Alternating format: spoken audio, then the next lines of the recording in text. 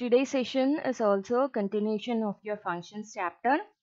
In last session, I discussed that the types of functions in general and that were predefined and user defined. We saw the examples also for predefined as well as user defined. And in this session, we are going to see another classification of functions and functions classified based on the state of the object they return. That is, a function is returning, function may return or may not return a value. So this classification is based on the state of the object they return, and it is divided into two. First is pure functions or accessor methods, and second is impure functions or mutator methods. We'll see in detail what is pure or accessor methods. Uh, a function which returns a value to its caller method or module is now called as a pure function. That is, a function can return or cannot return, but whenever a function is returning some value to its caller method or caller module, then it is called as a pure function. And it is also called as accessor method as it does not change the state of an object. That means what is the state of an object it is having, it will not change its value.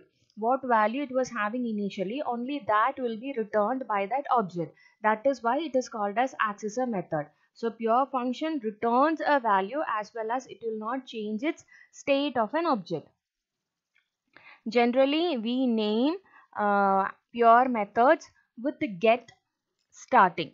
It is just to identify that it is an accessor method. It is not compulsory, but generally we name it with get. We'll see the example for pure function.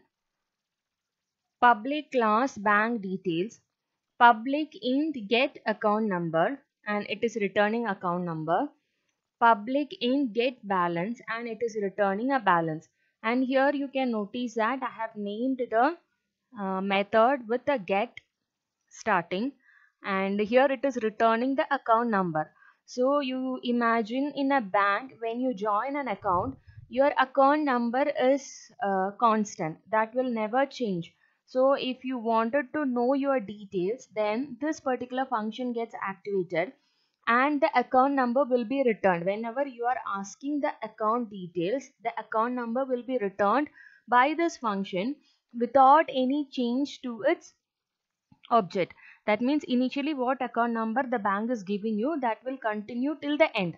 So no changes happening with the account number. So that is known as it. Pure functions are not changing its state of object.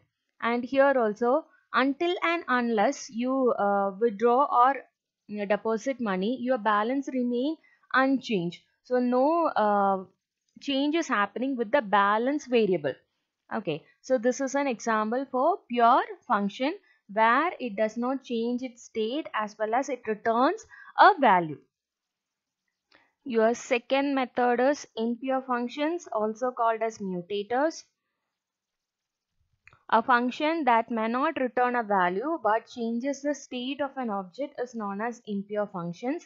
So a function which may or may not return a value, but mostly it may not return a value, but it changes the state of an object. So that is impure function, and its naming convention usually begins with set. With the pure function, it was with the get, and with impure function, it generally begins with set. See the example based on impure functions. Public class bank details, int account number, amount, deposit, withdrawal, DEP and WIT. Public int get account number. So here it is a pure function and it is returning the account number as we discussed in the previous example. And next is public void set deposit. That is, this is a impure method. So the state of the object will be changed. That means amount plus is equal to deposit. So here I am showing only the variable is getting changed. So when you are dealing with objects, then object itself will be changed. Okay. So amount plus is equal to deposit. That means your previous amount will be the amount plus the amount you are depositing. So here amount is getting changed. Amount's value is getting changed. So this particular method is a impure method or mutator method. Then again public void set withdraw, and here if you are withdrawing the amount, then amount variable is changing. That is, amount will be amount minus the withdrawal amount. So here again it is a impure function. Again public int get balance, and it is getting the amount, and this amount is changed, but this particular function is not involving in changing the amount value. So this is a pure function, as well as set deposit and set withdraw are impure methods. So now you are clear with your pure functions and impure functions, and you may not be able to ask to write programs based on pure functions and impure functions. So far we have not seen any question like that, but theory will be there, plus you will be asked to identify what is a pure and what is an impure functions. But still you should be knowing how to write a program with pure and impure. So pure means nothing which returns something plus it does not change a value. But whereas impure functions means it changes the state of an object, and that is impure functions. So that's all for today's session. Thank you.